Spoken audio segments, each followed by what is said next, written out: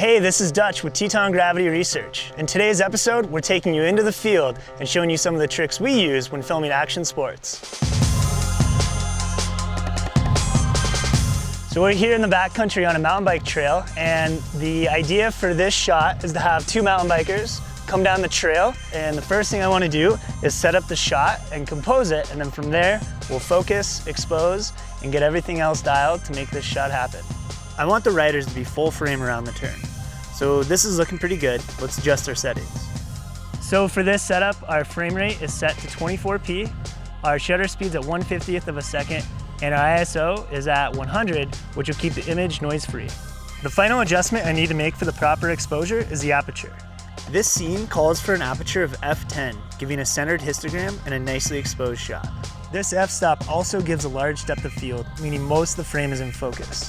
This is important for action sports since the subject is covering a very long distance in a really short amount of time, so we typically want most of the image to be in focus.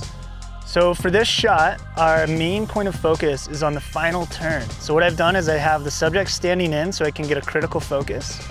Using my focus expand, I'll punch in, I'll grab focus there, punch out, and now we're ready to roll. One of my go-to lenses is the Sony 70-200. It's versatile enough for almost all situations in filming action sports. I also like using this lens for portraits and interviews. When possible, we always use a tripod, but there may be times when you're on the go and want the natural motion of a handheld camera.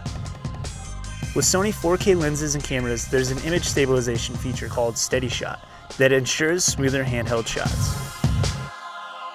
We travel a lot and document the journey, but it's difficult when you have a ton of bags, you're tired and on the move. The last thing you want to do is stop to pull out the camera. To get around this, use the neck strap so you're able to quickly fire up the camera and capture moments on the go. You can also pull the neck strap tight for extra stability.